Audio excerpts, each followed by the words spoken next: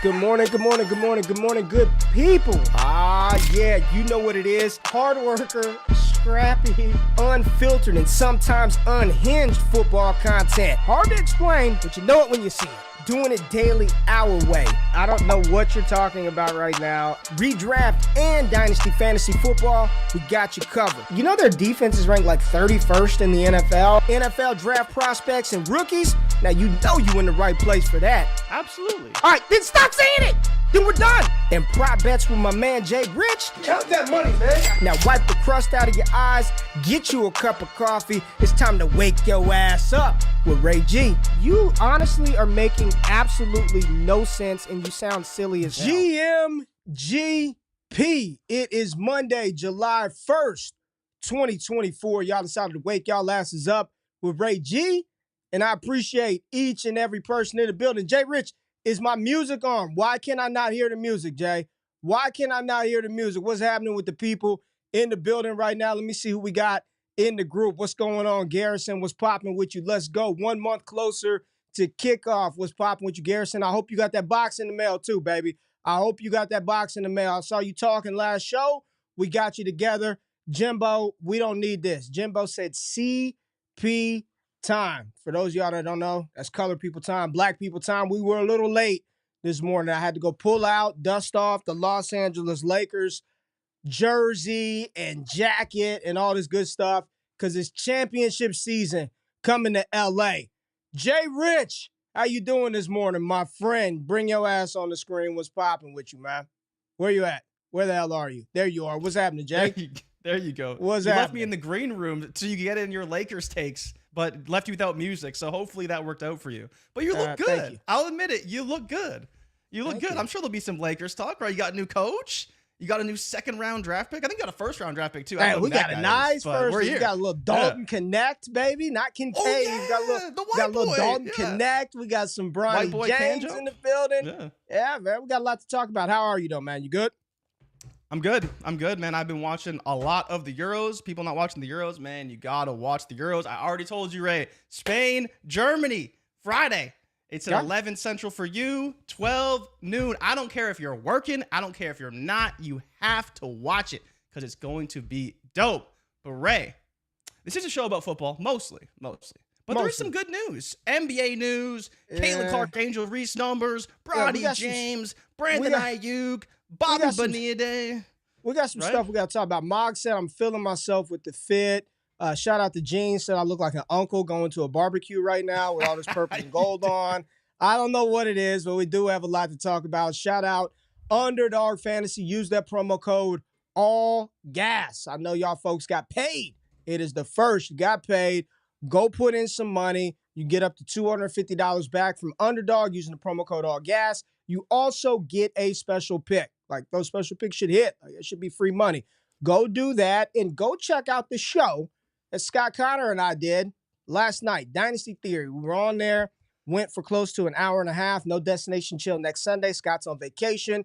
And we just talked through some different things, Scott. We talked about some second-year players. We talked about the running back position, potentially there being a resurgence at the running back position. I know a lot of people don't like the running backs now in Dynasty, but I think that after this season, when everybody thinks that all these receivers ranked between wide receiver 30 to 60 are going to finish as wide receiver ones, people are going to be like, we need to stop betting on the fourth option in a passing attack, and you're going to start to see some people gravitate back towards the running back position. So check that out. Scott also dropped the show this morning, Destination Dynasty with Ty DeClaire, but you did talk about some NBA news, Jay.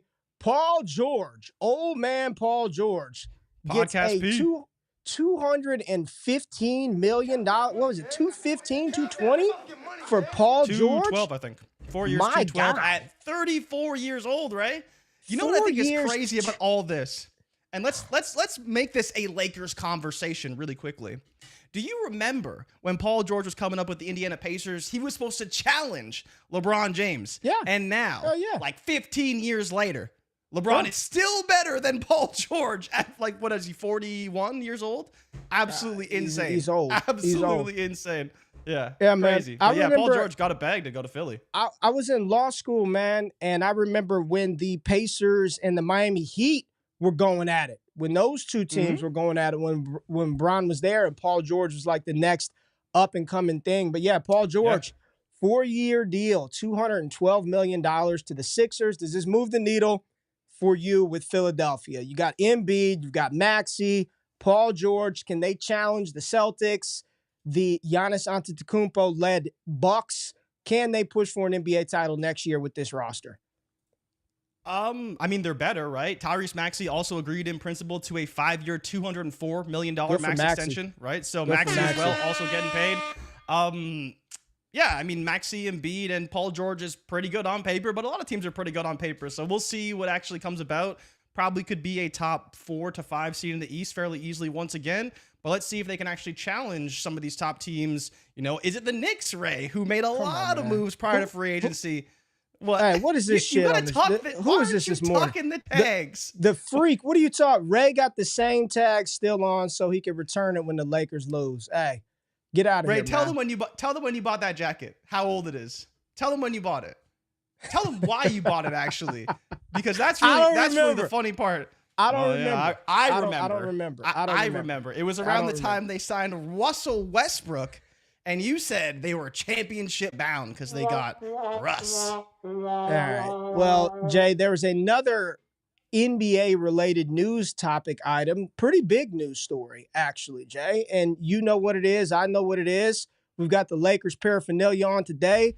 One Bronny James, LeBron James Jr., was drafted by the Los Angeles Lakers on night 2 of the NBA draft, 55 overall, joining his father to play in LA. This comes right behind the Lakers hiring JJ Redick as their new head coach. So Bronny James to the Lakers. A lot of people thought it was a possibility. LeBron having the power to sort of manipulate and help influence those decisions. But a lot of people in the media were not happy about this, JRich. Nepotism. They were not. Alive and well in the NBA. How dare that LeBron James uses power to will his son onto that team. Now, what's interesting about this is when Bronny was born, LeBron was averaging, I think, 27, 7, and 7.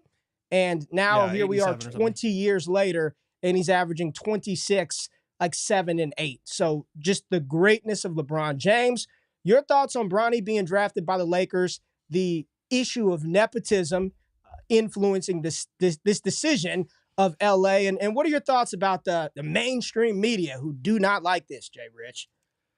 Yeah, I mean, it's a stupid story because nepotism is something that's just, it's every day. Like, it doesn't really matter where you are, what industry you're in, there's going to be nepotism and favoritism no matter where you're at. I think the funniest part about it, and the best way to sum it up, for people who did not see the tweet, someone said, we are in year 6 of Thanasis. And if you don't know Thanasis, that is Giannis Antetokounmpo's brother. 6 years in the NBA, and he is easily one of the worst players in the NBA, but his brother is one of the best players in the NBA. And so he has a job, and he's probably made almost $10 million simply because his brother is one of the greatest players in the NBA. Yeah. So it's been happening for years. It's not anything new. There's countless cases of it. I know the Knicks have a big one with like the GM and Jalen Brunson's brother or 8. It's like a weird connection with the Knicks. It's but like, Nova. It's New York. Deep, yeah. It's New York. Yeah, well, there's the Nova Knicks too. Yeah, the Nova Knicks right now. They got who they bring over? Crazy. Bridges. Mikal Bridges. Bridges. All right, Jay. On some other patriotic news, as you celebrate Canada Day today, your Independence Day for your country, we get ready to celebrate the 4th of July. And in the spirit of the 4th, in the spirit of America, in the spirit of the country, of the world, Simone Biles dominated the Olympic trials. I don't know how much you watch track and field, Jay. I didn't watch Simone this year. I am a big track and field enthusiast, lover. The shit that this woman can do is ridiculous, man. And if people don't know sort of her story with the last Olympics, her having to pull out of multiple finals, multiple events due to mental health and some things that she was suffering with, to come back and do the type of, like, Jay, I'm just telling you, dude, just type in, when you get some spare time today, type in Simone Biles on X and just look at her routine. I've seen plenty of Simone Biles. Insane, man. But she dominated. Cruz, do you know how tall she is? She's probably very short. All those gymnasts are little, man. They're tiny. But just take a guess. Take it, because I looked it up this morning because I was wondering who was she married to. 5 even. Bro, she's married 4'8". It's crazy. Yeah, she's married to the safety Owens. Jonathan Owens, yeah. Jonathan Owens. That's what I was looking up, but then I found her height. I was like, she's like, I know they're short. Yeah, but they're I expect, short, 5'1", 5'2", 4'8", man. Crazy. A bunch of Darren Sproles and Deuce Vaughn's running around out there, flipping around, man. Incredible athletes. Jay, we talked about Caitlin Clark and Angel Reese last week, and I just wanted to update folks on old Clark and Reese. Both of these women are balling out, but that game in which they played last week, Jay, 2.3 million viewers on ESPN, peaked at 3.3 million viewers, and it was the most watched WNBA game in 23 years, Jay. They continue to level up, and I don't know if you've been paying attention, but I have been thoroughly enjoying the W this year. Clark's averaging 16, 6, and 5 per game. Angel Reese leads the W in rebounds while averaging 13.5 points, and she's getting about 2 steals a game. They're co-favorites. They are the two women who are in the lead for Rookie of the Year. Both of them are tremendous athletes. Both of them are help raising the floor. Clark is dope. Reese is dope. I'm getting a jersey of both of them very, very soon, Jay. But we do have to pivot back to some NFL news because Brandon Aiyuk apparently now wants to stay with the 49ers, Jay. Is this what I'm hearing? Man, this has got to be one of the weirder stories because you don't see these things often very public. But yeah, Brandon Aiyuk came out and said he wants to stay with the 49ers. But if it's not the 49ers, he wants to go play with Jayden Daniels on the Washington Commanders. And if it's not the Commanders, he wants to play for the Pittsburgh Steelers. So what does that mean, Mr. Aiyuk? Yeah, does this mean you want to get the most money? Do you want to play with Jayden Daniels? Do you want to be a Steeler? Because that was a spot actually that was heavily rumored throughout the offseason as a potential landing spot for him. But again, then you have Jayden Daniels swoop in and the 49ers probably not wanting to pay him what he wants. And I just think it's a bit of a disaster on all fronts. I don't know if he's helping his case, hurting his case. Whether we know where he wants to go or not doesn't really matter. I think we're just in wait and see mode. And I think you just expect him to be on the 49ers until you know new information. Right? Is him being on the Commanders, or I guess the Steelers is probably the bigger question. What would that change for you in terms of his value and how you project him going forward?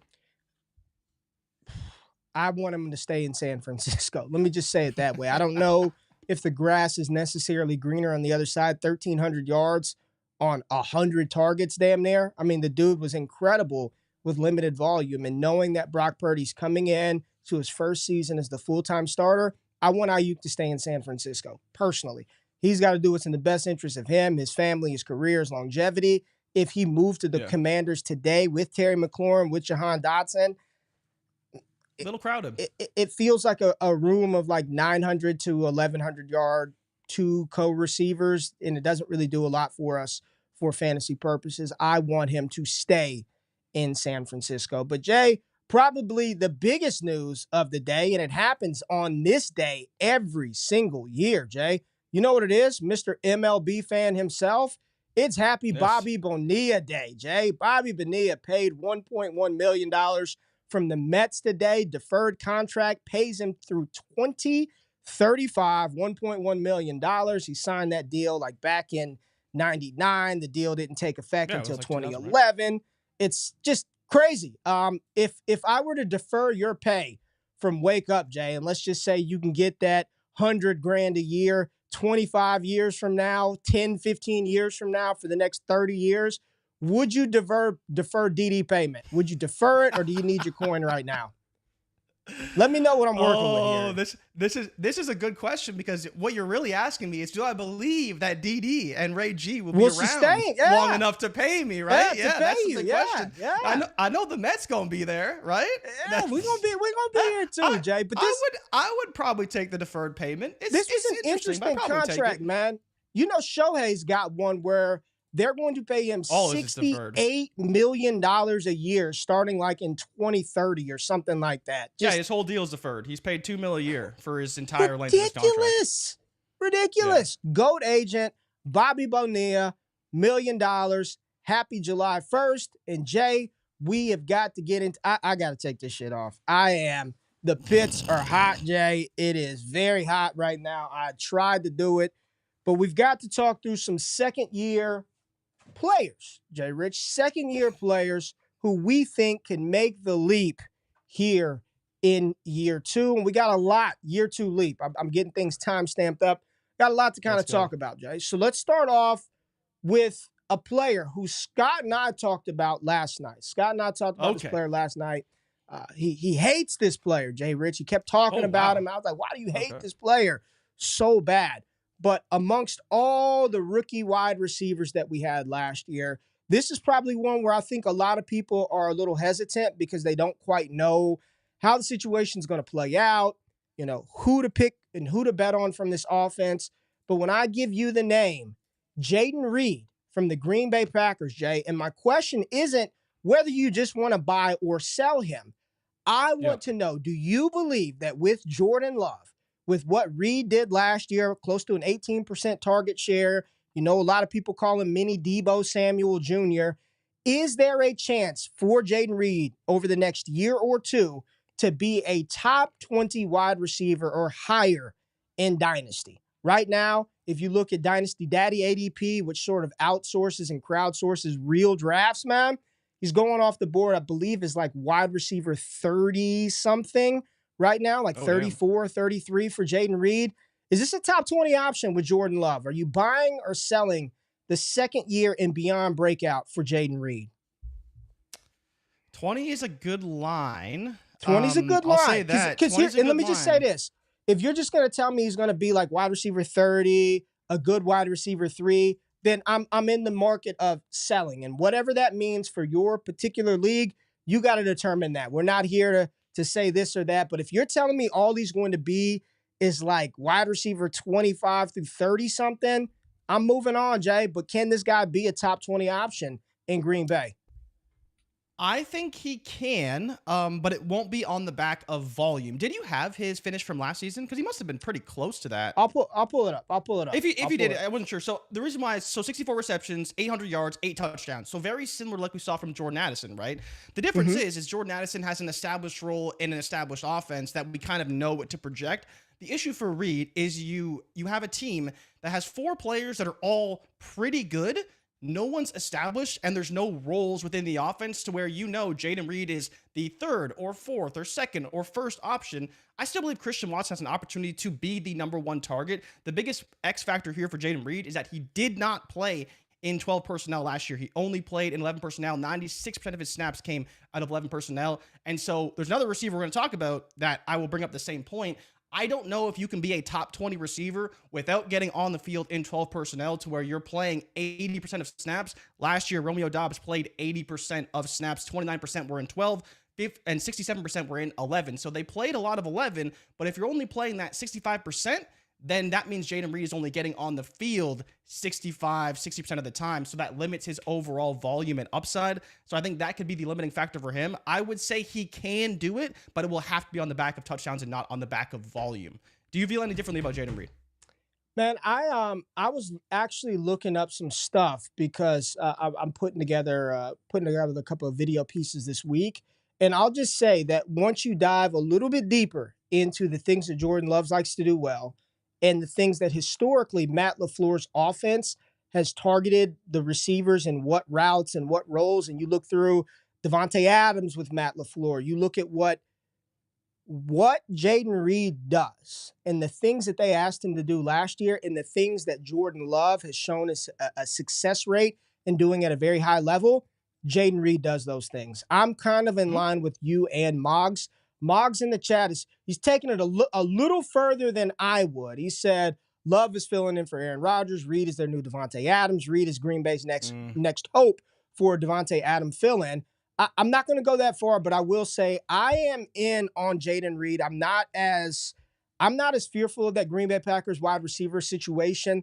I like Dontavian Wicks, but there's no volume there. Like unless you're telling me he is going to replace Romeo Doubs, which I do not believe is going to be the case, those are the two that play the same role. Doubs and Wicks play the same position. There's nobody else that commands the slot on Green Bay like Jayden Reed. I am on Jayden Reed having the opportunity to develop himself into one of those top wide receiver options in Dynasty. Am I going to put all my chips on the table and say, hell yeah, he's 1,000% going to do it, Jay? I can't go that far, but he finished, you asked where he finished at, right around 14 points per game. Wide receiver 26 last year, 13.6 Yeah, I fantasy figured points with per the game. touchdowns he was Wide receiver close, 26. right? So Yeah. my question to you though, Ray, and I think the reason why people struggle with this is I personally believe that they have 4 pretty damn good wide receivers. But to your point, Jayden Reed is kind of the one that's a little bit different. Christian Watson, Wicks, Dobbs, they all kind of fit the same profile as an X or just another outside wide receiver as wide receiver 3. Reed is the one that's different. But again, do you think he can still do that and hit these types of numbers if he's not playing those 2 wide receiver sets because you have Dobbs, Watson, and Wicks that are all going to play? Yes. It was Wicks' rookie year. And I think they have to get rid of Dobbs or Watson. That decision will have to be made, I think, not this offseason, but it's the next offseason. It's not going to happen this offseason. Yeah. But after that, then it could clear the way for 3 talented wide receivers instead of 4 and probably a better production. And, we didn't even mention Tucker Kraft and Luke Musgrave, both also we're going to talk about the tight ends in a little bit, Jay. We're going to talk about the tight ends in a little bit. So for the sake of this one, we are both buying cautiously into Jayden Reed developing into a top 20 option. What percentage would you give him? I'd give him like a 35% chance. Sure. I wouldn't say it's better than 50%. I will say this. I believe that he is the best option in Green Bay. I'll say that. I think he's the best option in Green Bay. I think he's the best option in Green Bay. Fantasy or talent? They're all talented. They're in the NFL. Fantasy. We're talking fantasy right now. I think fantasy-wise, he's the best option in Green Bay. Jay, we're not going to talk about Bijan Robinson or Jahmyr Gibbs. I mean, I just don't think there's any point to talk about those two. They're both certified. They're good players. I want to talk about those are 2 top 5 dynasty running backs. Bijan, number 1, 2, Gibbs, 2, 3, whatever you want to call it. They're top 3, top 4 options. My question to you, though, Jay, is should we maybe be buying into Devon Achane a little bit more as the one that you want from that class, opposed to Robinson or Gibbs? And let me just make the case for Achane. When you look at what he brings to the table and how he's utilized and deployed, he doesn't need 300 touches. He doesn't need 300 rush attempts to get there.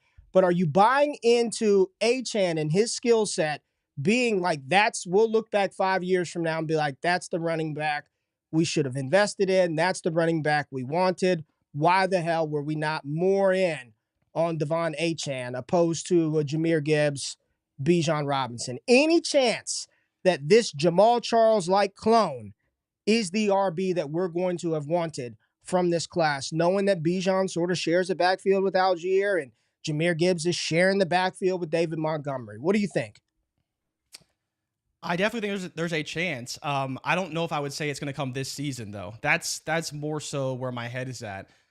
I love Devon Achane, but it's so difficult for me to buy into what he could be and that RB6 price tag. Now, it's not crazy. So I was looking up some ADP, and he's right behind Devonta Smith in terms of wide receiver rank. So I would definitely take Devonta Smith over him because I know what Devonta Smith is. But beyond that, you have DK Metcalf, Travis Etienne, Michael Pittman, Tank Dell, DJ Moore, Saquon Barkley. There are some question marks there, right? There's no, in my opinion, like close to guarantees or guarantees. So I think there's definitely a world, but it's also like, limited role. Is he going to be the guy beyond Raheem Mostert? Didn't stay healthy year 1. He didn't. I don't want to hold that against him too much because he's not, Same. He's football. Not everybody's hurt, man. I think the most interesting part, Ray, is that you look at the SEC and how good he was at A&M. He looked better than Jahmyr Gibbs at times. Now, he looked better than Jahmyr Gibbs at times in the NFL as well. But I personally believe Jahmyr Gibbs will hold up, and they have a very good understanding how to utilize him, and he can be even higher. But your point about Achane, I think the problem for me is the cost. I get if you want to take that leap, but I also think there is quite a bit of downside as well. And he's a guy who's going to seem up very high. Yeah, I think there's some downside that people aren't accounting for. When you look at his numbers next to Raheem Mostert's, Ray, they're basically identical in terms of projections. And people are drafting him like he's just going to be the guy. And I understand the ceiling aspect of it. And he's definitely a guy with a massive range of outcomes. But it is difficult for me to, and this is more so my philosophy, when I draft a running back this high, I want a pretty solid touch floor, or I'd be looking for that because he's probably my RB1 or at worst, a very high-end RB2. So how does that factor into how you build a team, knowing that you have a volatile asset that you're taking as your RB1? It's the one-hitter quitter. That's what it is. It's the one-play ability that he has, and it's the offense in which he plays. I too think, I crowdsource this question. I still think that Bijan Robinson and Jahmyr Gibbs are I guess, the options that I feel safer about from a consistency standpoint. But Yeah. man, Jay, like if you're telling me, let's just say for 3 more years, we're getting like 80% of what we saw out of Achane as a rookie, he might be one of those guys that's just undervalued, underrated for what he actually can deliver and bring to the table from a point per game perspective. Yeah, he's got to hold up, but that's the NFL, man, and that's the game you play. We put the video out during the 23 draft process that he was going to be the player that pushed people's process to the absolute limit, and I still think that we're going to continue to do that. I think the injuries and the fact that he was hurt for periods of time have clouded people's memory of how freaking dynamic he was every time he touched the ball when he was healthy and when he was on the field. I want to go to chat real quick because I see Chad Parsons. Shout out to Chad Parsons in here. He was talking about Dontavian Wicks. He said Wicks is such a damn wild card right now with what he could really do. Just going back to that Green Bay situation. He also says Jayden Reed could be the new Randall Cobb, who touched wide receiver 1 production at his career peak. I agree. I think he could, but the other flip side of that is when Watson is on the field, he's asked to do a lot, and he's getting a lot of good opportunity when Christian Watson is on the field. Let's talk about the running back, though, in Achane. Achane is up to 200 pounds this year. That's from Garrison. What else do we have? I mean, to be fair, Achane's weight was a concern as a prospect, 100%. Yeah. We kind of knew that already. We've got one right here. Bijan and Gibbs get hurt. They'll still hold value like Reese. Achane gets hurt. Everybody is out. So there goes some counterpoints to Devon Achane. So, Jay, I'm going to ask you again. Are you buying or selling Devon Achane being the RB you really want from the 23 class relative to cost of Bijan Robinson and Jahmyr Gibbs? Selling that one? I'm definitely selling that, but I will bring up the point about the cost and the value. Devon Achane, since he became a top running back, let's say top 12, he has never dropped outside of the top 7.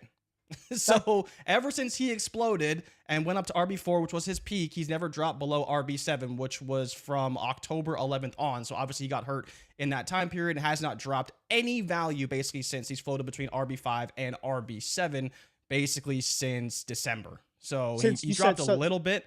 That was since December? But yeah, he hasn't been less than an RB1 since September 28th on KTC.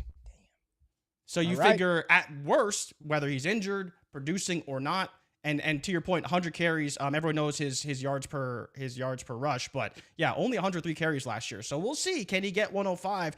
And then Ray, the other question I have for you about Achane is there any concerns for you about a potential timeshare in 2025 with a 2024 rookie running back? Because it's a loaded class, and I think that Miami may look to replace Mostert a little bit.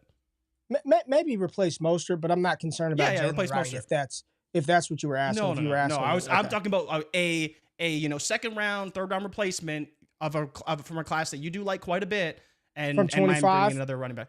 Yeah, maybe 25. Maybe all good. Maybe. I mean, I think every team should probably explore drafting a damn running back every single year, Jay. But we are going to pivot. We're going to talk about one of the teams that we just discussed and a player that you were in love with during the pre-draft process. And all reports and rumors right now are he is the one that you need to own from this offense. Now, we know, Jay, that Sam Laporta was the tight end to own from last year. He was the rookie prize tight end. You also had Dalton Kincaid in that class. But my question to you, Jay, is are you buying Luke Musgrave this year as he ascends into his role? And all reports are it is not Tucker Kraft. It is going to be Luke Musgrave, this size, speed freak. Is there a chance that at the end of the 2024 season, we're looking up and Luke Musgrave, who currently, Jay, if you look on Dynasty Daddy's ADP, is being valued as tight end 18, does he jump the likes of Pat Freiermuth, Dalton Schultz, Ben Sinnott, Dallas Goedert, Cole Kmet, Evan Ingram, David Njoku, Jake Ferguson, and leap inside the top 10 rankings of Dynasty tight ends? Luke Musgrave, going into year 2, where you at? He has to jump all those guys? Yeah, they're all ahead of him. So you Schultz. Yeah. Yup, you can do that. Got it. So Komet, my pause Njoku. came at Njoku and Ferguson. Those are the two that I look at and say, okay, those guys can have pretty damn good seasons. The rest, I think Musgrave can patch them. So he's probably looking at around a top 12, in my opinion. But the Green Bay conundrum, outside of Jayden Reed, because I think that your points are very valid about the role, the way that he plays, and especially his skill set. Luke Musgrave is somewhere in there as well, right? In the slot, up the seams. You know, he was great when he was healthy, but he only had 34 receptions, 350 yards last year. And as well, Tucker Kraft he actually had more snaps than Musgrave did last year. It was 52 to 48 between Musgrave the two. Was banged up something serious, and man. He was banged up. So it's the question of, can he really get on the field and produce? I think he's probably still a year away. He can get there, but with so many mouths to feed, I do think we need a bit of consolidation of the targets because there's just so many players right now, and Green Bay has to kind of sort that out. If Musgrave wins the job again, because he won it last year at the tight end 1, he can definitely be a top 12 tight end, but I would not expect a massive ceiling from him because I think we could see some Tucker Kraft because he did show he was pretty damn good as well. But my first number 1, he has to win that tight end 1 job. And I haven't seen the reports that anything of the contrary. I've heard that it's Musgrave. He's back in. That's what I'm hearing. Yes, that's what I'm reading. I'm just telling you what I'm reading. I'm telling you what I'm reading. It's early. Interesting. It's OTAs. Yeah. It's minicamp shit. But word is, it's Musgrave. He's the guy. And then second, he has to earn a considerable target share, 15%, 13%, and that seems difficult because I still think Dontavian Wicks can get double-digit targets or double-digit percentage of targets, and then you have the top 3 wide receivers, so it's difficult. He can get there, but I think he's probably at least a year away, and you need a guy to probably leave Green Bay for him to get there. Let's see right here. Ball is Life FF said he had a grade 4 out of 5 kidney laceration. I like Kraft too, but the late season snaps had to do with the kidney, in my opinion. Garrison said, I am out on both Green Bay tight ends because all the weapons around them. And Joe, what's up, Joe? Our girl Joe says, Kraft is fun to watch. His yak ability is special. Kraft from Moggs proved he can ball, definitely buying as a handcuff. And then this is the thing, Kraft is hurt right now. So that's why it's like, that's all the reports are. It's all Musgrave. He looks good. Yeah. He's healthy from the kidney injury. It's just an interesting one as in a dynasty game where we are always searching for the next great tight end, the next thing. Here's my question though, Jay. If you're in on Jordan Love being an elite caliber quarterback, right? His prop number. We might do. I wanted to kind of do that for this show, but we'll do that later down the line and have some fun. But you look at some of his passing yard numbers and his touchdown numbers. He led the league in touchdown passes last season. If you believe that he is going to take a step forward, you cannot be out on everybody in Green Bay. You can't be out on all the receivers. You can't be out on all the tight ends. You can't. You've got to have some conviction to take a stand to say, I am in on this player. This is a good offense tethered to a young quarterback. They've got the capital tied to them. I'm making the bet on Musgrave. I'm making the bet on Watson or Reed or Wicks. Make a bet. Take a stand. You know what I'm saying? Instead, I don't want to feed too many mouths to feed. I want all the answers given to me. I want a receiver in an offense that there's nobody else there. And then I tell you it's the New England Patriots. I don't want those guys. All I want is Amon-Ra and CD and Che. Take a stand. Does Musgrave take the next step with Jordan Love in Green Bay? Not this year, no. To your point about Love's numbers, 3,900 yards, 27.5 touchdowns are his DK projections right now, which has him in the top 12 at quarterback based off just those numbers. So it's funny you bring that up. You know, you want to call your shot, but there's a lot of instances. I think Jayden Daniels is a perfect one where, like, we like the team, but we don't necessarily know how it's going to shake out. We love it for the quarterback and we love it for Jordan Love because we like all the weapons, but how it's actually going to shake out is difficult. So you have to factor in the cost. I think, in my opinion, the way I approach it is you go after the Musgraves, you go after the Wicks, and you go after the Dobbs. Because if those guys don't hit, it's a very low cost of acquisition. But if they do hit, you're probably getting a decent amount of upside with that. When you go after the high-end targets, the Watsons, the Reeds, there's a lot more downside if for some reason they're not the guy. So that's where I would approach it, and that's how I approach those situations. But yeah, obviously love Jordan Love because we just named off 6 players on the Packers that we like, right? Matt Voss says, isn't it possible they just continue to rotate all those guys? And y'all, I don't get on here and push shit like that. I'm not a used car salesman. That's not what I do. But honestly, Jay, the way that you parse through this, and anybody that followed our content throughout the season last year, before we had the Trinity tool, when we would just get on here and start to look at certain patterns in utilization and opportunity for receivers, we were identifying things before it happened. Now, shout out to JB who built Trinity. Like, if you really go look it up, it will give you the answers to the test, and it is predictive. The two players that you want from Green Bay, if you were going to make a bet, it's Christian Washington and it's Jayden Reed. Those are the two that when they're on the field, they are asked and deployed and utilized in a way that scores more fantasy points than anybody else. Those are just the stone cold facts. Go to DestinationDevy.com, check out the Trinity tool. It tells you all of that right there. Everything that you like, yards per route run, target share, yak, air yards, all the wide receiver shit that you like, we have layered it, put it together, package it up into one score, and it just tells you the one that you should get. So let's continue to talk about some of these second-year players, Jay. And you brought up this name the other day, and you kind of pooh-poohed on this player. It didn't sound like you were in on him as much as maybe my take, apparently.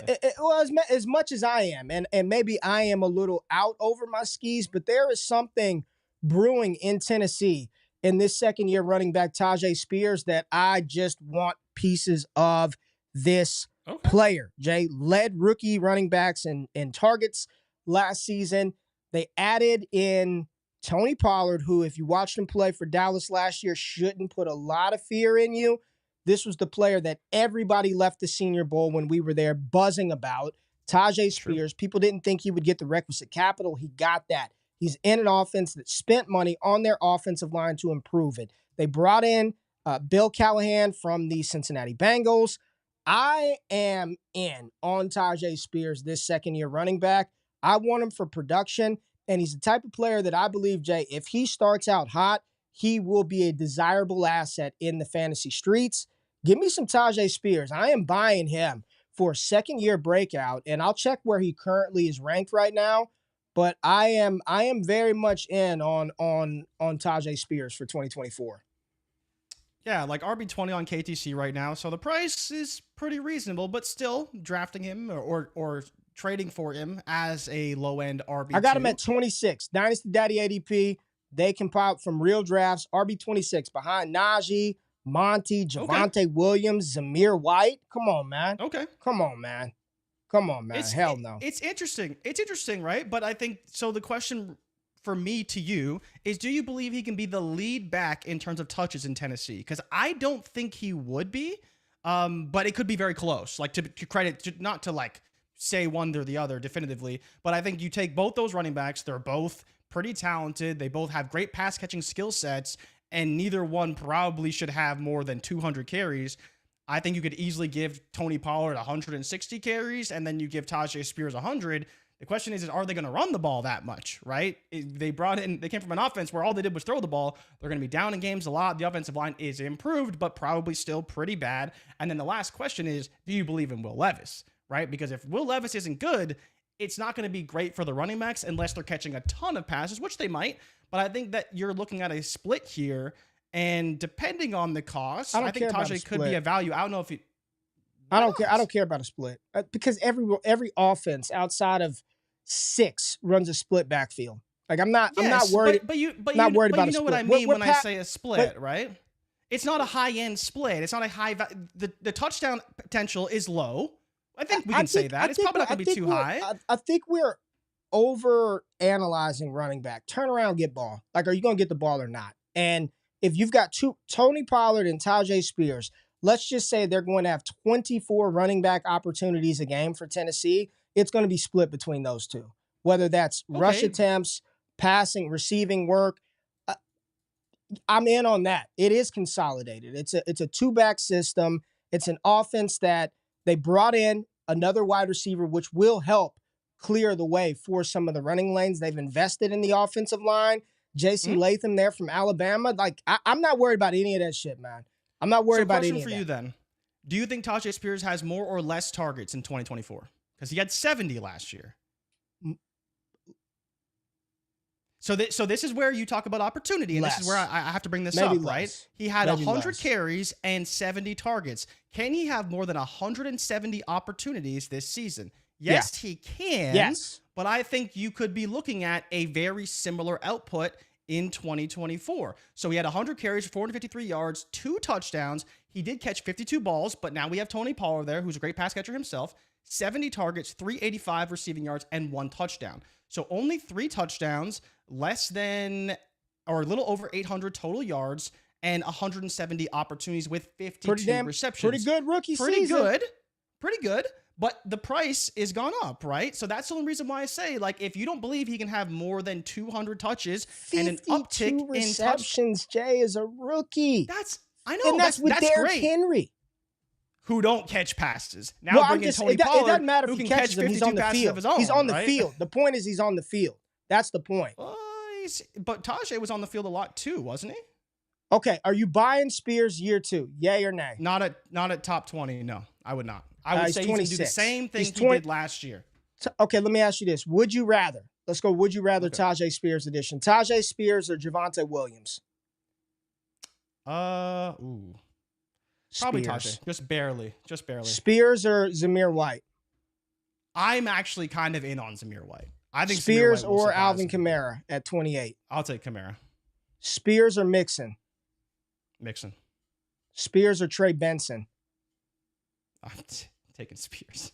Trey Benson. Well, Trey Benson's at RB18, so just letting you know. Man, I'm not in on. But so Tyjae Spears 51% of snaps last year.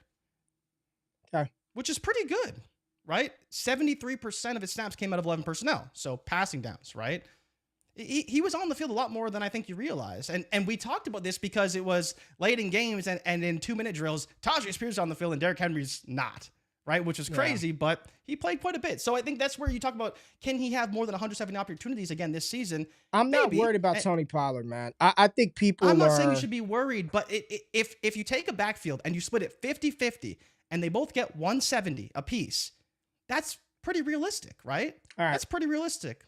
Well, let's go to another Colt legend icon running back that, again, Jay, I want to see how it plays out, but I'm not all the way out. I'm kind of in. I want to see how it works out. Kendre Miller, year 2, Kendre Miller in New Orleans. If you look right now, I believe Alvin Kamara's rushing yard line is 625 yards. That's what the books have Alvin Kamara at. We know good and damn well Jamal Williams ain't doing a damn thing in the offense. And Kendre, and the interesting thing about Kendre was there isn't a soul out there who thought his film or talent coming out of TCU was an issue. What happened was Kendre Miller tore his knee up during the college football playoff run. He did absolutely nothing through the pre-draft process. He did nothing through training camp for the most part. And he came in the season and was half-ass healthy, and he was playing behind Alvin Kamara, who didn't play the first 4 weeks of the season and came back fresh. But now you look at the Saints, who did really nothing to complement that backfield. They didn't add anybody of consequence to compete with Alvin Kamara or Kendre Miller. Kendre does have the prototypical size that you would look at as being a 3-down bell cow type running back, whatever that means in the sense of the word in which we use it today. But where are you at with year 2 Kendre Miller in this New Orleans Saints offense, which looks like it's going to be the last season of Alvin Kamara there? Yeah, so I for me at least, I'm still in wait-and-see mode with the Saints offense. For people who don't know, they brought in Clint Kubiak over from the 49ers, so you will see a lot more play action, and I believe the Saints were the lowest percentage of play action in the NFL last season, but with that also came a pretty high ADOT from Derek Carr, so I think we expect a better offense. How much better is kind of the big question, but I would kind of be waiting and seeing a little bit because haven't we also heard reports that Kendre Miller has taken a step back in offseason programming so far, and and so everyone who doesn't follow the Saints too closely, all you got to do, go on Twitter, follow Nick Underhill. He is probably one of the best in the business. It's not even particularly close. He knows exactly what's going on with that team, and you'll want to wait and see what are the reports from Kendre. Can he get a pass catching role? Probably not with Kamara there, but there is a lot of question marks with Kamara as well because he has his own contract issues. He's going to be cut next offseason, so he wants to kind of secure some financial stability beyond that. But there's a lot of questions with Kendre right now, and I don't think we've seen anything to indicate positive pretty much anything. Could you buy super low? Sure, but you may get nothing out of it. So I wouldn't pay more than maybe a 3rd-round draft pick speculative, and that's probably even a bit of an overpay right now. How do you feel about Kendre? Do you think you can do anything with Kamara there, or are you kind of in on I like Jamal both, Williams? man. Shout out to Coach Retzlaff, Jeremiah, man. Best ball night school, one half of the crew. Said the more we talk the Titans, the more bullish the offense. Love drafting Tennessee across the board. So that's going back to the Titans. I'm in on the receivers and Levis, not so much the running backs though. But the receivers and Levis scared seem of that Tony Pollard. Right now. Scared of Pollard. This guy is the heir to the Kamara throne. Get him while he's cheap. Talking about Kendre. Mog said been buying Kendre lately. Garrison said, love Kendre as a sleeper this year. He reminds me of Beast Mode. And then Patrick said, love Nick Underhill, yada, yada, yada. What offenses are we projecting to get worse? Feel like everyone is expecting everyone to get better.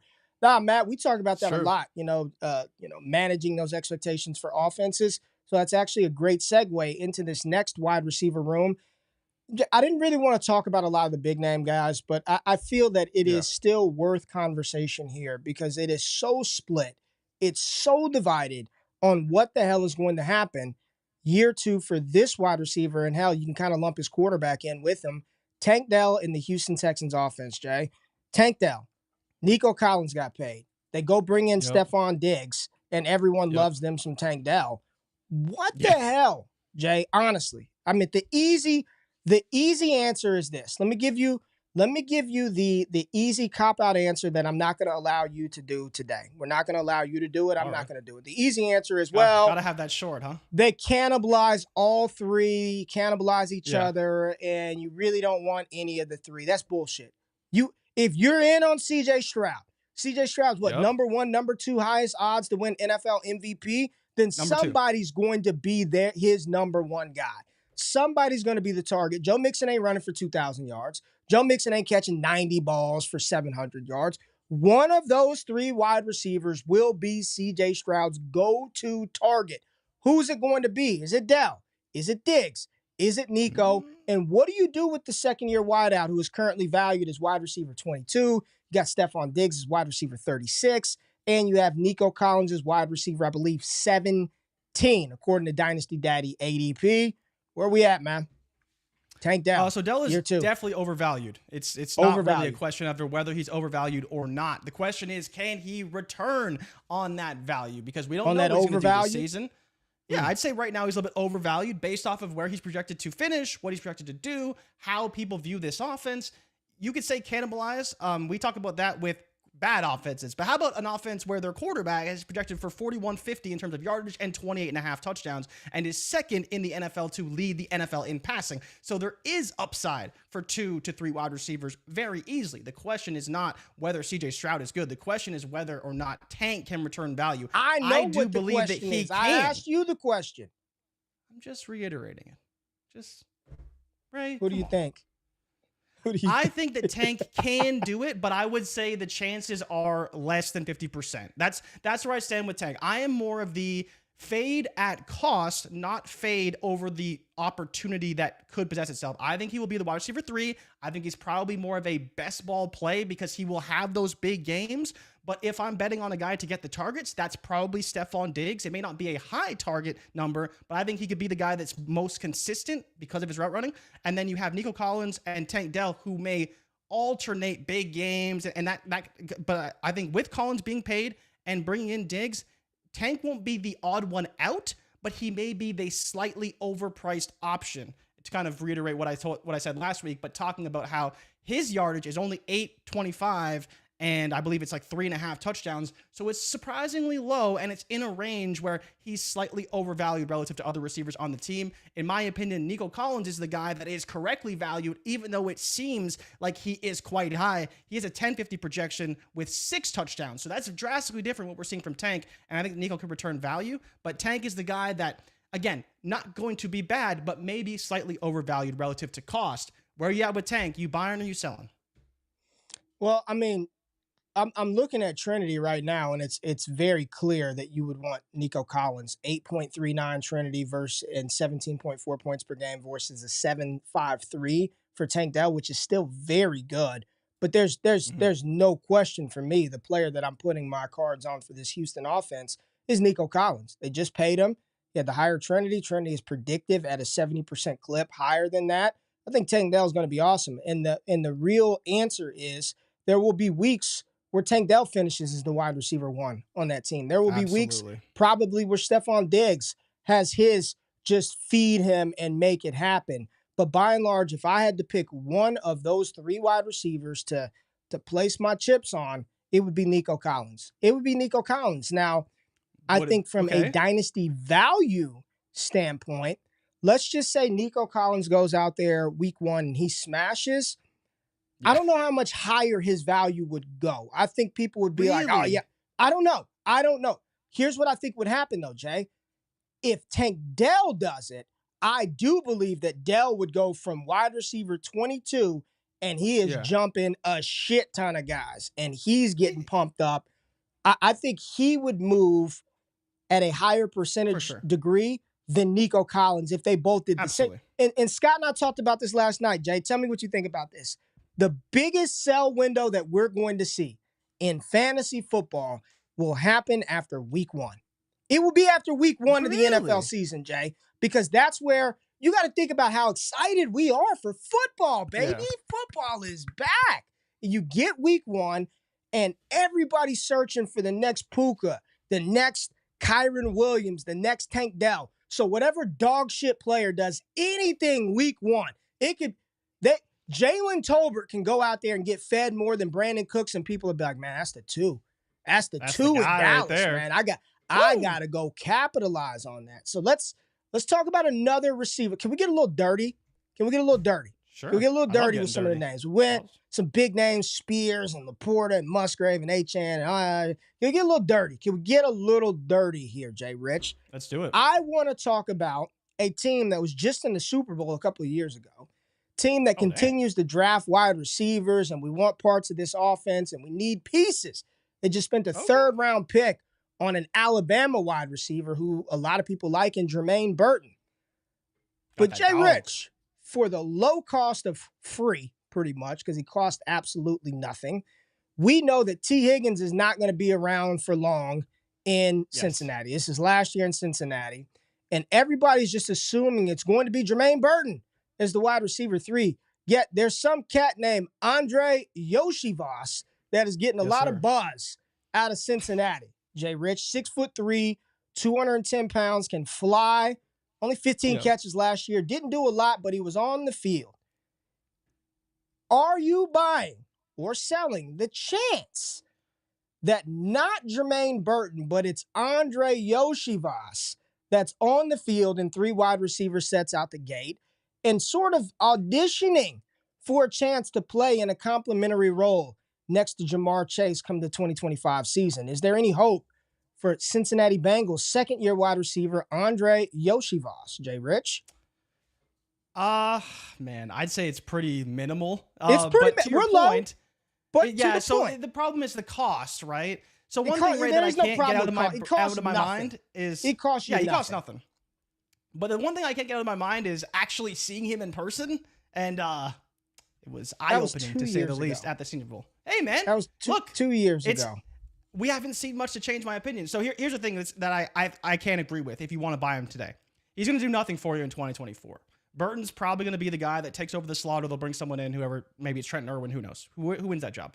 But the bigger thing here is that when you're going to look at a player who could take over that role, if for some reason Burton ended up being the slot wide receiver, Iosivas would have he's the only guy there. So unless they draft someone to play outside, why is Burton automatically going to be the slot receiver? Like, why do you just because he's the new guy there? So for me, it's talent, right? Like if you're drafting him to be the next guy, you put him in because, I mean, Ray, you saw him run routes. Can Iosivas play in the slot? No. I think we know that. He's probably not good enough to play in the slot, but he can use his size to play outside. But Burton could play inside this season, potentially. Mm-hmm. Not saying it's his best skill set, but he could play inside this season because their opportunity could be there. And then if Cincinnati wanted to say, okay, Burton, you're pretty good in the slot, let's keep you there, and Iosivas takes over the outside role once T. Higgins leaves, that's a possibility. But if for some reason someone else takes that slot role, maybe it's Irwin, and Burton is the guy that takes over the outside role, that seems like it's the other side of the coin. But I'm fine betting on Iosivas to be the T. Higgins replacement for 2025. Yeah, like Mog said, for deeper depth in a rebuild, go for it. Why not? And that's what it is. Cost Like is to me, zero, man. what'd you say? Cost is zero. Yeah, Nothing. cost is zero. Like cost is zero, and it's just one of those things where every year we just automatically just say the rookie is going to jump in over the veteran, and every year that just doesn't happen across the board universally. So wanted to bring him up, and I also want to talk about a player, Jay, who is tethered to one of the hottest quarterbacks in the game, a quarterback that some people think could be QB1 following this season, Ooh. potentially challenge for it. But we're not talking about Adnan Mitchell because he's a rookie, and Michael Pittman is not in his second year. But the Indianapolis Colts, Jay, do have a wide receiver that put up some numbers similar to some other rookies who we are very excited about. Yet nobody wants to talk about what Mr. Josh Downs can do with Anthony Richardson in 2024. JRich, Josh Downs, 17%, 18% target share last year, close to 800 yards receiving, rookie, little bit of banged up in his rookie season, and kind of was like that at North Carolina. But when you look at this Indianapolis Colts offense and you're adding Anthony Richardson back, who's more dynamic, who stresses defenses out a hell of a lot more than Gardner Minshew or Carson Wentz ever could, and then you add in Adnan Mitchell to stretch the field across from Michael Pittman, is there a world in which Josh Downs is just fed targets out of the slot because they have no damn tight end of consequence, Jay? And if that's to be the case, should we be a little bit higher on Josh Downs than where he currently is going right now? We could be. So my question to you, Ray, and you've been doing some research into this, so this is where I'm going to throw this back to you quickly.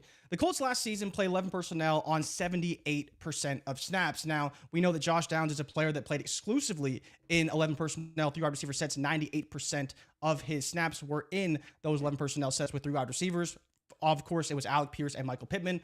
We'll see. Is Adnan Mitchell and Michael Pittman? Who cares? The bigger question for me, Anthony Richardson will be back, right? So do we see a little bit more 12, a little bit more 2 wide receiver sets on the field to complement the RPO game, or do you think they will still run those 3 wide receiver sets with the RPO? Because the bigger problem isn't so much 11. They're running that. So you think they'll still be closer to the same? So I'm of the opinion that it's similar to Jayden Reed, right? Jayden Reed was on the field only in 11, and they only ran it 65% of the time. Now, the Colts run it almost 80% of the time, so much higher. But I don't know if the target share will be much different because when they're running those RPOs, it's going to be Michael Pittman probably in the slot, right? And he's going to be the one getting that target quick. So I think Downs has a very high ceiling. He was great, but looking at his game log, he's on the field a lot, and his production was very inconsistent. Can Anthony Richardson maybe make that a little bit better? Absolutely. But I don't know if he's going to be much better because he was surprisingly good last season. Probably a bit of a value, but I think his ceiling is difficult to project right now because I don't know how Steichen's going to run the offense with JRich for the whole season. And do they pass more or less? Because they threw the ball 550 times last year. Do you think they can do that again in 2024? Because I'd say maybe a little bit less, at which point Downs could do similar things with a higher target share. And they also have the fastest pace in the NFL, which may continue, but maybe they decide to slow it down a bit, which again, Downs alone, 629 snaps out of 11 personnel. And you look at Pierce and Pittman, almost 900. So that is probably going to come down or could come down, at which point the volume could be slightly less, but I do think there is a similar ceiling that we have for Downs. I like Downs a lot, but I think he's going to need to score more touchdowns, and I don't know if that's going to happen in this Colts offense. Yeah, I'm looking right now at the trinity of this wide receiver room, and this is how you use it. If you use this tool, just use it by team, look at it by team. It's just very, very helpful. You can see, I'm putting it on the screen right now, Jay, where Josh Downs is, right, relative to Michael Pittman. Downs' score is where you want it after a rookie. It's higher than 6 and below the regression line. So there is hope there for Josh Downs. Michael Pittman clearly the option there with pushing it over an 8.6 score, giving you about 16 fantasy points per game. I am cautiously optimistic on Josh Downs, right? I am cautiously optimistic, but I do agree with your point. How much better can he get? I don't know. I don't know. So the other question I have for you, and this is where it's another difficult projection, right?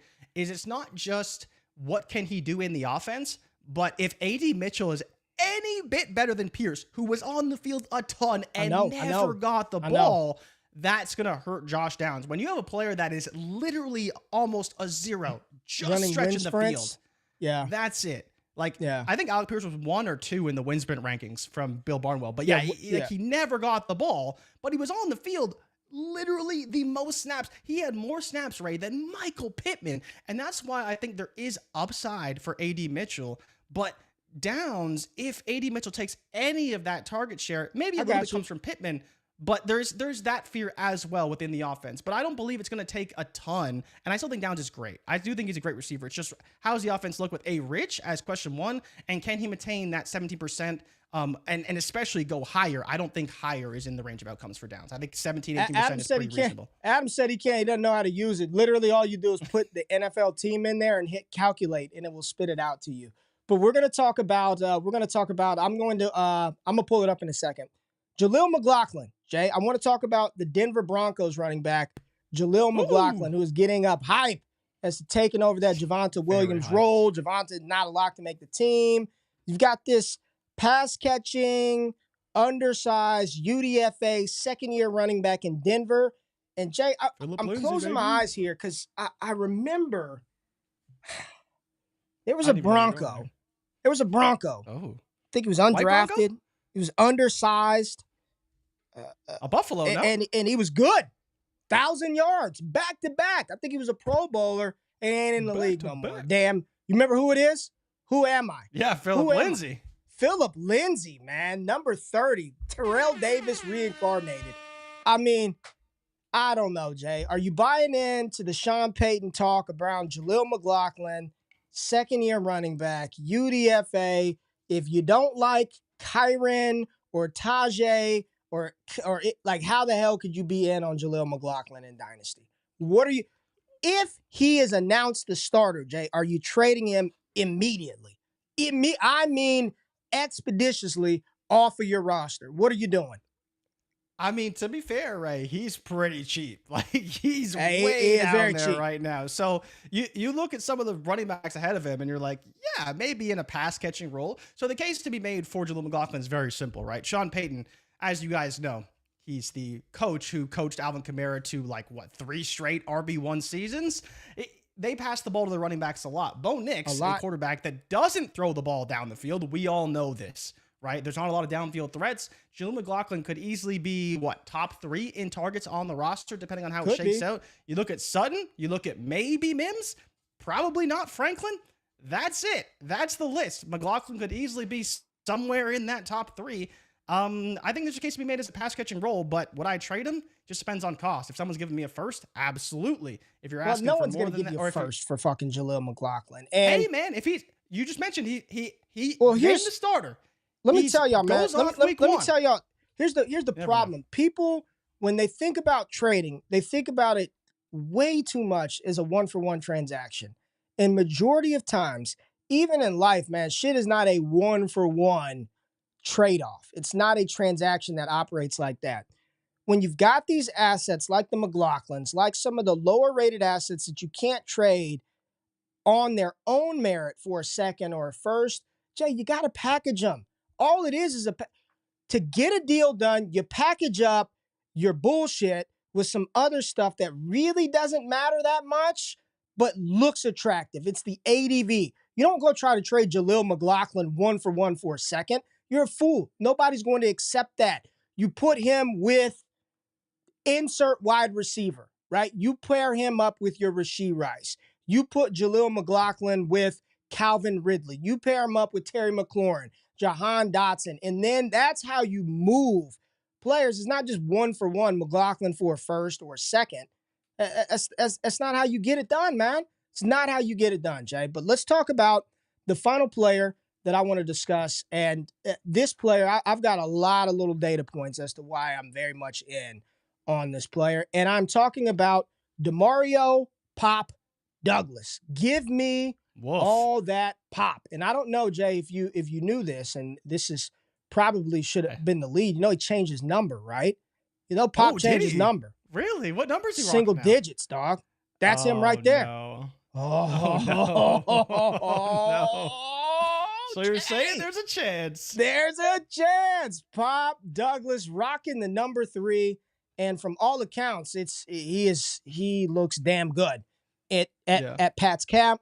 Y'all don't want to hear the reports that I'm seeing of who the top receivers are, the three, because everybody is wish casting and hoping your mom freaking Javon Baker, and it's going to be KJ Osborne, Pop Douglas, Kendrick Bourne, and Jalen Polk out there. But when you look at Pop Douglas, man, Jay, his Trinity score last year higher than that of Josh Downs that we were talking about. I'm gonna pull it up right now. Josh Downs, there goes Pop Douglas right there, 6.45. Not bad. You want your receivers above like 6. You need to be above 5, but you definitely want them above 6. You see Kendrick Bourne, when he played, did very well. But Pop Douglas, Jay, there's also something called quarterback, right? Quarterback. And his quarterback, Drake May, in college, absolutely hammered the slot positions. You can see his fantasy points per game, slot left, slot right, getting you close to about a little over 7 fantasy points per game targeting the slot. And then he targets his X-wide receiver. All year? What'd you say? Is that 23 or is that his career? This is for his 23 season. This was for his final season, final college season. He's throwing to his X-wide receiver at a high clip, getting you about 5 fantasy points per game, throwing to the right-hand side of the field. But if it ain't the right, he is peppering the slot, JRich. Slot for Drake May. You can see his heat map right there, where he wants to put the ball. This all yields positivity for Pop Douglas. I think he is the wide receiver in New England that people should be buying. This is the one that I want, especially in PPR formats where he can assume that Josh Downs' role whenever Drake May does take over, even though it looks like Jacoby Brissett to start. I am very much in on Demario Pop Douglas. I am in. I am buying him as a second-year wide receiver breakout. And if you're looking for a cheap, quote-unquote, floor option with some upside, give me some Pop Douglas, man. How you feel about the second-year wideout? I like him. I like Pop a lot. I think he showed a lot in year one. You look at his snap shares right around 50%, which is great for a rookie, especially a guy who came in really expecting nothing from him. They had a lot of guys that had assumed roles, or they basically guaranteed them the role with the contract. You got Jalen Polk there. We have to see how he gets utilized in the offense, right? Her Polk looks good. Yeah. Her Polk looks good. Bro, he better look good. I heard he looks good so far. It's early. They all look good. You're going to trade out of Vlad McConkey for Jalen Polk, he better look good. That's all I'm going to say. Okay. Baker, we'll see if he's any good. I'm not that in on Javon Baker. But Ray, you brought up 2 things. You brought up Josh Downs in a conversation about Drake May when he wasn't there. So come on. And then the other question is, when does Drake May start? Because I think the issue is that he's not the starter. And we talk about JJ McCarthy not starting. I think Drake May is even further away from starting than JJ McCarthy is right now. Let's clear up. So can Jacoby, so you said Drake, you want to go Drake May when Downs was there? 22? No, I was just bringing up. You brought up Josh Downs. Well, we can do it. Yeah, let's do it. Let's look at it. When Josh Downs and Drake May were there in 2022, here goes fantasy points per game targeting certain positions. 5 to the slot right. We'll round up and say 5 slot left. 5 wide right, 3 wide left. Slot is where Drake May wants to throw the ball. That's where the fantasy points are coming. You could scroll over 1,055 yards to the right slot, 806 yards to the left slot. You had 17 touchdowns to 5 interceptions to the slot. And then out wide, he had 12 touchdowns to 2 interceptions out wide. Drake May is a slot monster. He will target and pepper whomever is sitting in the slot. So Polk, Pop, whomever it's going to be. It's whether they keep Polk outside or they keep him in the slot. Because I think he's a guy that can profile as a bit of both, depending on how they want to utilize him. And more importantly, how they utilize the other players, because they do have KJ, who is a slot, right? We know that. And a pretty solid slot for NFL standards. But I think the question is will Jacoby target him as well? But I do like Pop. I think he's a pretty good buy right now. I think there's just a lot to sort out with the Patriots offense, unfortunately. And is he the most cost-effective option? That's the biggest question, because there's talks that maybe KJ is the best and most cost-effective option right now. Oh, yeah. If he ends up being the guy that gets more targets and more opportunity than we expect. And then, of course, I do have a lot of love for Kendrick Bourne, because Kendrick Bourne is awesome. Kendrick Bourne's perennially underrated. And you look at his Trinity score as you pulled up, not bad. It's not bad. Where's Douglas at? Let me go look at where Douglas is. Wide receiver 74, Jay. 73 wide receivers. And I'm going to just give you a couple of names ahead of Pop. Jalen McMillan, Curtis Samuel, Michael Wilson, Gabe Davis, Josh Palmer, Rashid Shaheed, Javon Baker, Malachi Corley, Khalil Shakir, Quentin Johnston, Dontavian Wicks, Jermaine Burton, Jahan Dotson. Like Gabe Davis versus Pop Douglas for 24, right? Who would you take in that conversation? Probably Gabe. Yeah. I think I feel the same way. It's probably like, for 24. Do you want probably do you want the floor? Do you want the potential? Just give me the 4 weeks in which I know Gabe Davis is going to do stuff that he has no business doing, like 140 yards, 2 touchdowns. Just give me the 2-3 games that happens. Probable volume too. But I am I like Pop Douglas. Here's the thing, Jay. Those were some of the players we didn't talk through. CJ Stroud and Anthony Richardson. We didn't talk about Bijan Robinson. There's no point to do that. But I'll just say this. We didn't even talk JSN or Jordan Addison, QJ, none of those guys. All I'll say is this. We went through 10, 12 names, Jay. The likelihood that we're getting 5 receivers that crack top 12. We didn't talk about Zach Charbonnet, running backs that crack the top 15. It is not a highly probabilistic outcome that we get multiple receivers from this class. We didn't talk Rashee Rice, no JSN, no Addison. Yep. There's no room. There's no room. And this goes to my theory, Jay, that I believe we are overvaluing a lot of committee wide receivers, and the pendulum is going to swing. Doesn't mean it's going to be long-term, but it's going to swing back to the running back position in 2025. Mark my words. Mark my words. This game that we play where running backs don't matter and they all suck and they have no value and nobody cares and we should draft all these receivers. You're telling me I can get Pop at wide receiver 74? Hell yeah. I can build a dope fantasy roster, hammering some of the elite difference-making receivers and then just loading up on back-end guys like that and getting me the running backs that are going to score points. I think we're going to see the pendulum swing back 2025 for a small duration of time. I don't think it's ever going to be the dominant preferred position to invest your money in Dynasty, but you better believe when the season starts and Zamir White's getting 22 rush attempts, Devon Achane is ripping off 10, 12-yard runs, when Rashad White's getting all the work, people are going to be like, I need to buy that guy. The hell with Jermaine Burton and Josh Downs and JSN. Screw that shit. Give me the cats that are out here toting the rock and scoring me points, Jay. Yeah, I mean, what you're hitting on is we are still waiting on the pendulum swinging of the effects of the 2017 running back class with Christian McCaffrey and Aaron Jones and Joe Mixon and Alvin Kamara. Like, all these guys are all the same draft class, and they're all still starting running backs. Once they finally go away and there's young guys in those roles, that's when you'll see the pendulum swing back a little bit. Whether it goes all the way back is the big question, but really the issue is the age of the starting running back right now is quite old, and we need a bit of a resurgence of youth, and that's why you see the Devon Achanes at 22 years old in a probably 50% timeshare as like RB6 right now in Dynasty because he's young. And so I think to your point, the 25 class will bring in a lot of youth, but we still need some of this age to kind of work its way out of the NFL, and we're still feeling the effects of some of this with a lot of talented receivers and an increase in volume in the passing game overall. Yeah, man. There it is. Second-year wide receivers, running backs, no quarterback talk, few tight ends that we dove into. Appreciate y'all being here this morning. Close to a 90-minute show today. We will be transitioning back to 3 days a week very, very soon. Once we get to August, the 1 day a week stops, and we're back 4 days a week, bringing y'all content damn near every single day. Appreciate all the engagement in the chat.